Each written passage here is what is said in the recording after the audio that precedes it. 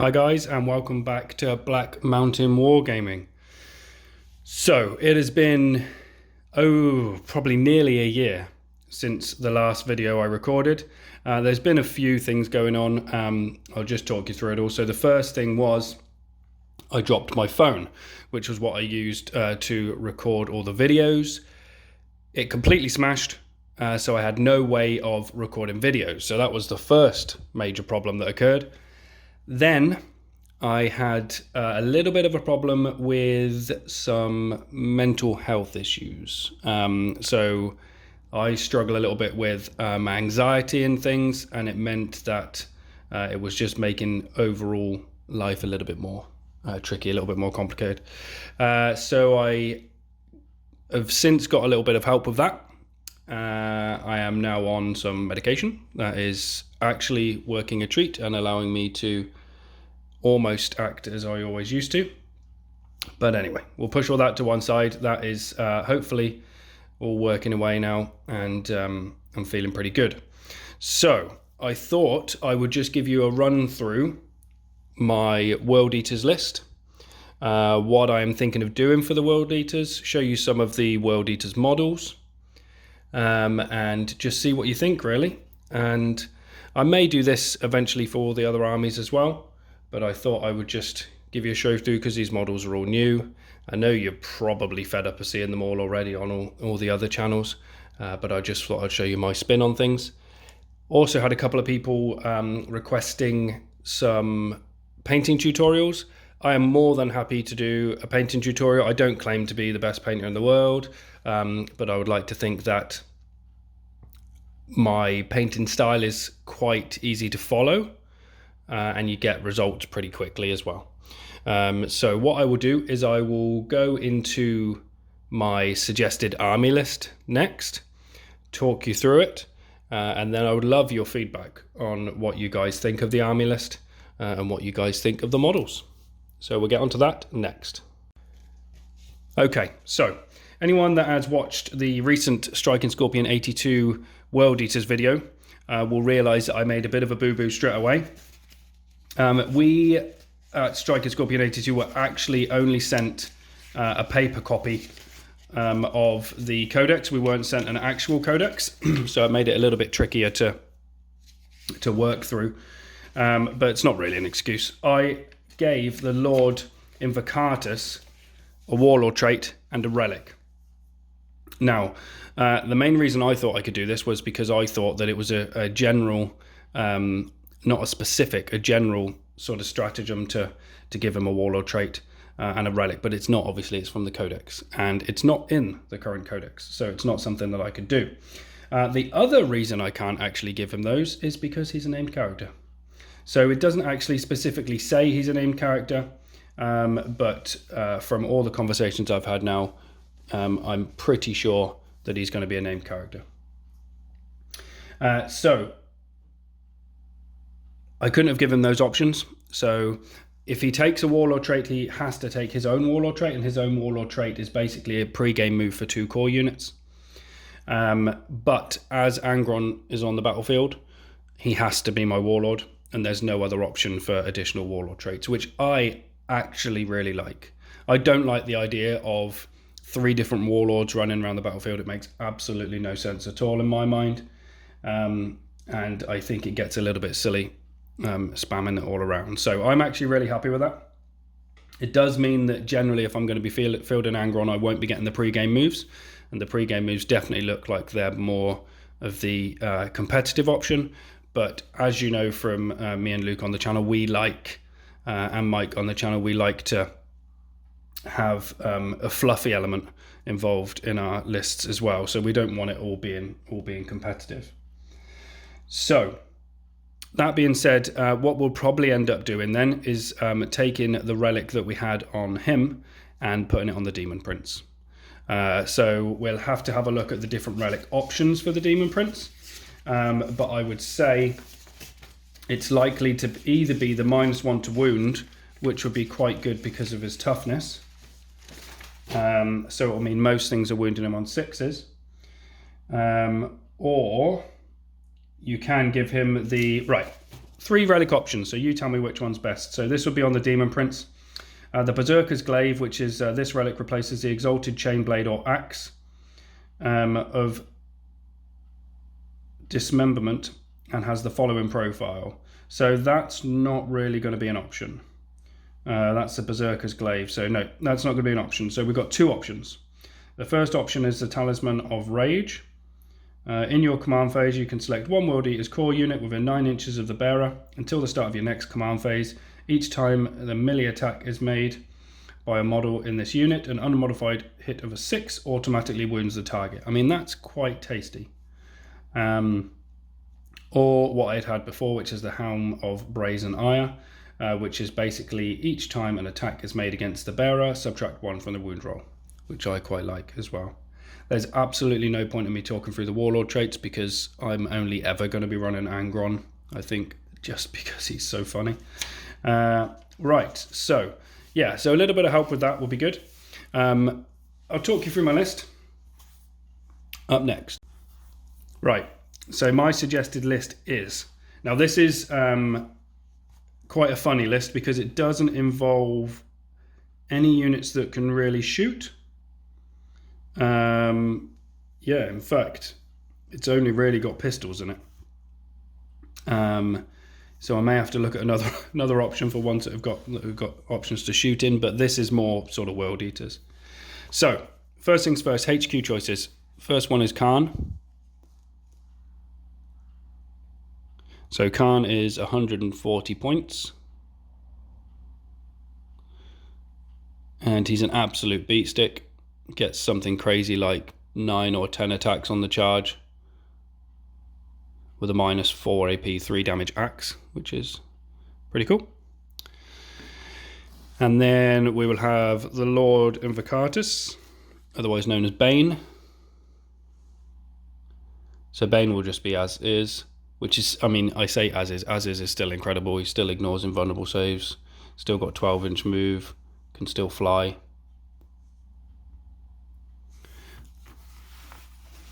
And then a Demon Prince. So I just love this model. I'm not a great fan of the normal Demon Prince models, but I really like this guy. So that's my 3 HQ choices that I have here. I'm also going to add in, because I had 65 points available at the end, I'm going to add in a Master of Executioners. He is actually on the way, along with all the other units I need to make this 2,000 point list. So Master of Executioners is on the way. Obviously what I could do in theory is put a Warlord trait on him, but realistically he's just a 65 point, throw him in, get him killed, get some blood type points. So that is my HQ choices out of the way. We all know who's coming next. So Angron will definitely be in the list just because he's incredible. Lovely model. So he's going to be in the list as well. Right, so far we've got Khan at 140 points. We've got Bane at 160 points. We've got the World Eaters Demon Prince with wings at 165. Masters of Execution at 65 points, which is good that he's a HQ in this army because they haven't really given you much else in this World Eaters book.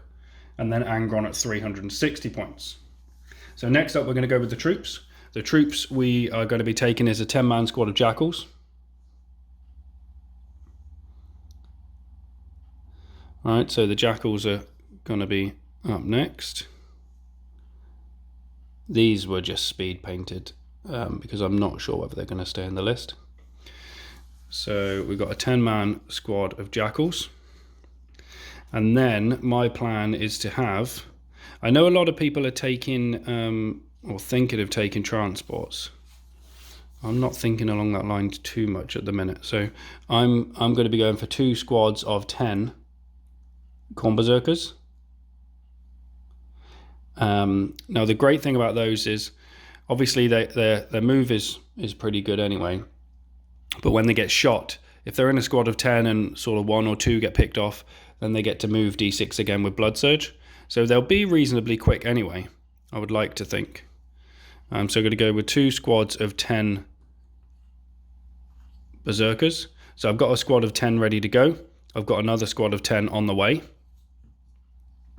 And that will be my troops. So 3 lots of troops. Jackals, 85 points, fully equipped. And then the Khorne berserkers, 220 points per 10 equipped. Then I've got my cheap throwaway fast attack units. So my fast attack units are going to be my spawn. They're only 25 points each. These are actually from the, I can't remember what it's called, the cursed, I don't know whether it's cursed cultists or something box. I actually really prefer, I'm going very sort of grim dark looking with these World Eaters, and I think that they are about as grim and dark as you get. So that's my first one. That's my second one. And that's my third. This one still I've got a little bit left to touch up on. Right, so that's my 3 fast attack choices. And like I say, they're only 25 points each. So they're going to be cheap throwaway units. Just chuck them in. I'm just going to check to see whether they get the World Eaters keyword, because that would be interesting if they did. Let's have a little look.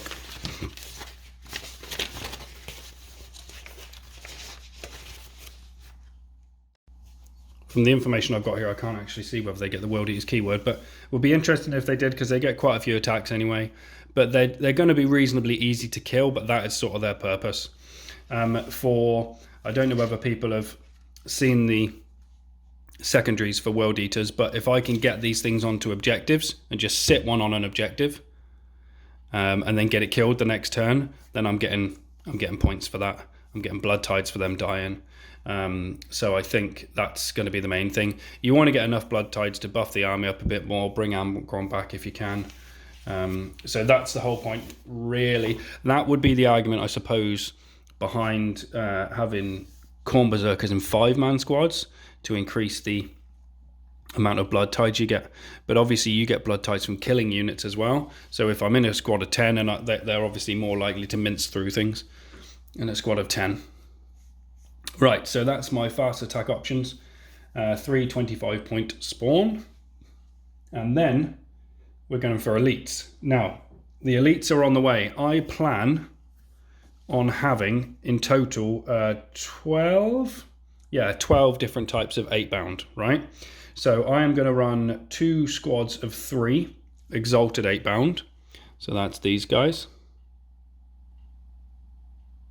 So I'm going to be running 2 squads of 3 of these.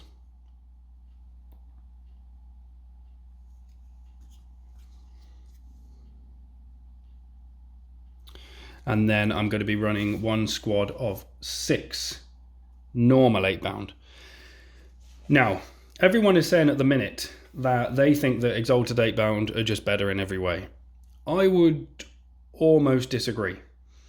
So obviously you can get the main difference between the exalted 8-bound and the normal 8-bound. I'll run you through the stat line here. So the normal 8-bound, movement 9, weapon skill 3+. But can we just go back to movement 9? Movement 9 is amazing. And if you have movement 9 on here and you're within 6 inches, I think it is, of Bane, the Lord Invocatus, you get, with normal 8-bound, because it's only normal 8-bound that are core, you get an extra 2 inches onto that. So they've got an 11-inch move. Include that with the taking Amgron out of the list and using Bane as your warlord, they get an 11-inch pre-game move. And then can move 11 inches, 22, and then can charge. Absolutely insane. Right, so that's another reason why 8-bound are core, exalted 8-bound are not. So the main benefits are going to affect core, so the exalted aren't going to have that as much. So anyway, 9-inch move, 3+ weapon skill, 3+ ballistic skill, strength 6, toughness 5, wounds 3. I personally think they should be wounds 4. Attacks 4 for the basic, 5 for the champion. Leadership 9 for the champion, leadership 8 for the basic. Only a 3+ save. So if this unit contains 4 or more models, It has a power rating of 12. Every 8-bound model is equipped with 2 8-bound eviscerators. The 8-bound champion model is equipped with lacerators. Right, so weapon options. 8-bound eviscerators are strength user, so strength 6, strength 7 on the charge, AP -3, 2 damage each. Each time the bearer fights, it can make 1 additional attack with this weapon. Heavy chainglaive is strength +1. So on the charge, it's going to be strength 6, +1 for the charge, strength 7, +1 for the weapon, strength 8. Each time an attack is made with this weapon, make 2 hit rolls instead of 1. And the lacerators are going to be strength 8 on the charge as well, -3 for 3, which is pretty tasty. Right, these guys, they're normal 8-bound, have a 5-up invulnerable save. Fearsome aura, so -1 to your leadership. Now, in the games I played recently on Striking Scorpion, that actually made a big difference. These guys are -1 to your leadership, and then I was running some demonic units as well as allies, and they give -1 to the unit as well. So this is a -1 to the leadership as well. So all stacking up to making the enemy run away. What these guys have got is they've got an ability called Blood Scent. If this unit is in strategic reserve, it can be set up as if it was 1 battle round higher. So that means that normal 8-bound can deep strike on turn 1, which is crazy. And it even says, note, this means that this unit can be set up on the battlefield during the first battle round. So that's awesome. So basically they've got a drop pod. Absolutely crazy.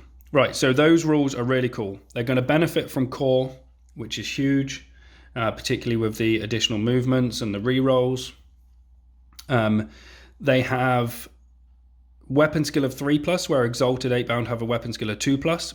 But remember, with Blood Tides, you can give, I'm pretty sure you can give +1 to hit rolls. Let me just double check that. Because if you can give +1 to hit rolls, then you take them to 2-up anyway. And they're cheaper.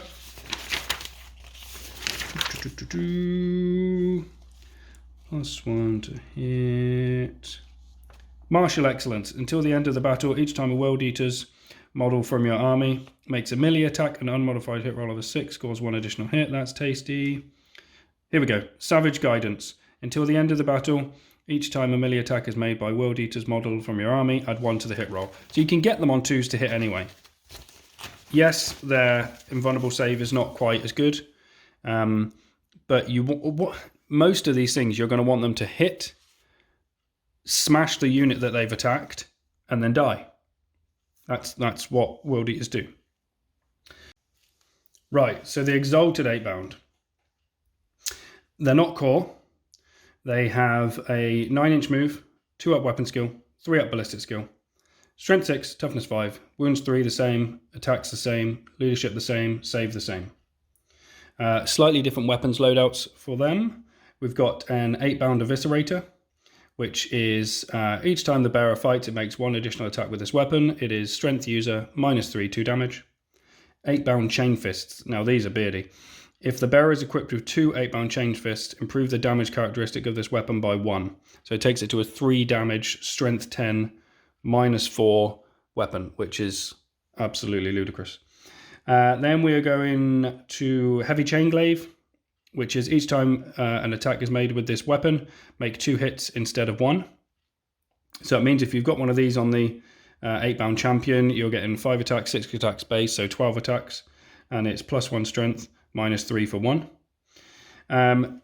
Now, obviously, Exalted 8-bound are supposed to be better than normal 8-bound in every way. I don't think they are better in every way. The +2 to hit, yeah, I mean, that's good, but you can get that on the other ones anyway. The only way they are better is they have a 4+ invulnerable save. They also have a really cool aura called Blood Fury, which is while an enemy unit, excluding vehicles, is within 6 inches of this unit. Each time that unit is selected to fall back or perform an action, roll a d6 on a 4+, that unit cannot fall back, or that action is automatically failed. That is pretty strong. Now, I would imagine there's quite a few shenanigans you could do. For instance, first turn on the Striking Scorpion battle report, I know I didn't get everything right, but I think there's a few things to take from it. The first one is getting Angron stuck in, giving him the aura of you cannot fall back, and protecting him against firepower was quite key. And then having the 8-bound come in and reduce down leadership, and the Demon King come in, reduce down leadership, and then people failing morale. That could be quite important against Space Marines if you if they've got Oath of Moment or anything like that to stop them getting Oath of Moment. They've also got -1 leadership bit built in as well. So yeah, key differences. 8-bound I think are a little bit more flexible than Exalted 8-bound. Yeah, I mean, I actually prefer, it's going to sound controversial, but I actually prefer the normal 8-bound. I think they've got a little bit more about them. They can accept all the buffs and things, so... right, yeah, so we're going to go with a six-man squad of normal 8-bound we're going to have, and then we're going to have 2 3-man squads of Exalted 8-bound. So that is exactly 2,000 points on the button. I'm hoping to have this army battle ready for a tournament I'm going to on the 26th of February, which is going to be a little bit of a push by the time the models are obviously officially released. I should hopefully get them this weekend. And then I'll need to, well, it's not too bad. I need to just pay up 9 of the 8-bound and then 10 World Eaters. I had a request to try and do a World Eaters painting tutorial, so I'll try and maybe see if I can do a World Eaters painting tutorial for the Khorne Berserkers and the 8-bound as well. It shouldn't take too long to do that because they're pretty straightforward actually. Yeah, so that's the way that I'm looking at going with the 2,000 point list here. I also have a Land Raider coming. So I've actually got the Land Raider itself has arrived already, but I'm waiting on a conversion kit. I'll see if I can put something up on the screen, maybe down here. I'll put a picture of the conversion kit that's coming. It looks absolutely amazing. So I'm getting this from a guy on who I saw on, actually first saw him on eBay, but then I was chatting to him on Instagram. He's sending me one of these out to get on the channel and to get using. So it'll be interesting to see. I would quite like once I've got quite a lot of the 8-bound and Angron. It'd be quite interesting to see if we could do one of the Armies of Renown lists. So I'll be interested to see what you guys think about that. So the main difference with the Armies of Renown is it's Disciples of the Red Angel. So there are restrictions to this. So when you're mustering your army, the following applies. Your army must include Angron model, and the model must be your warlord. Your army can only include Khorne Demon units and World Eater Chaos Land Raider units. 8-bound units in your army have objectives secured. So that's pretty fun. Your 8-bound units are going to have objectives secured, and then they can just roll up in the Land Raider. You've got a couple of different things going on. There's a few new relics. So the Burning Plate, add 1 to the armor saving throws made for the bearer, add 1 to the bearer's wound characteristics. So you could have quite a beefy Demon Prince again. Yeah, Demon Prince, that would be quite good on. And then what else have we got going on? When mustering your army, you must select 1 World Eaters 8-bound unit from your army, then select 1 of the following demonic infusions for the unit to gain for the duration of the battle. Record this selection on your army roster. That's interesting. Drawn to power. Each model in the unit counts as 2 models when determining control of objective markers. Mutable form. Each time a model with the ability makes a melee attack, an unmodified wound roll of a 6 inflicts 1 mortal wound on the target in addition to normal damage. A unit can only suffer a maximum of 6 mortal wounds. Okay. Brazen Skin. Each time a model in the unit would lose a wound as a result of a mortal wound, roll a d6 on a 4+, that wound is not lost. I mean, that's pretty cool. The Legion trait is at the start of the fight phase. If this unit made a charge move, was charged, or performed a heroic intervention until the end of the phase, add 1 to the strength and attack characteristic. Yeah, so that's just a basic World Eaters one. So that, I mean, that could actually be very interesting. A whole army of, obviously, good move from GW wanting you to buy a whole army of the new models conveniently. But I think that could work quite well. Right, so that is my little run through of my 2,000 points World Eaters list. Please let me know what you think. Let me know what you think of the paint job. Let me know what you think of the army itself. Do I need some guns? If I go for guns, what do I drop? And what guns do I put in?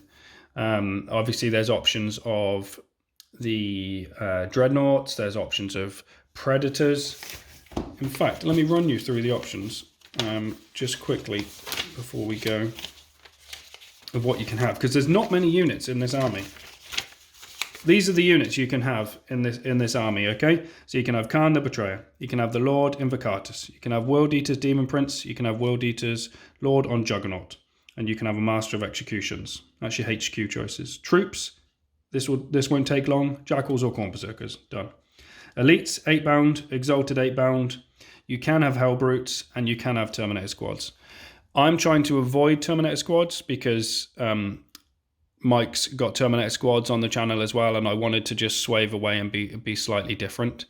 I may get some eventually, but for now I'm going to stick with the World Eaters units. Fast attack choices. This will be quick. Chaos Spawn. That's it. Heavy sport choices. Chaos Land Raider.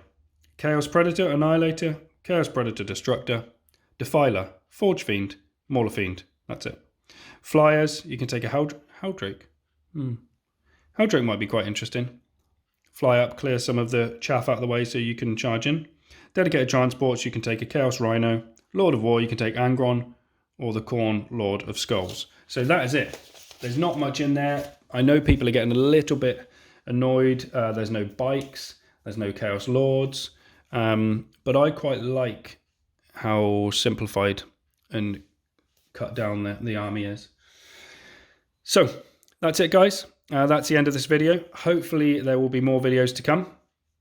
Please like and subscribe if you like the content, and I'll try and keep the content coming.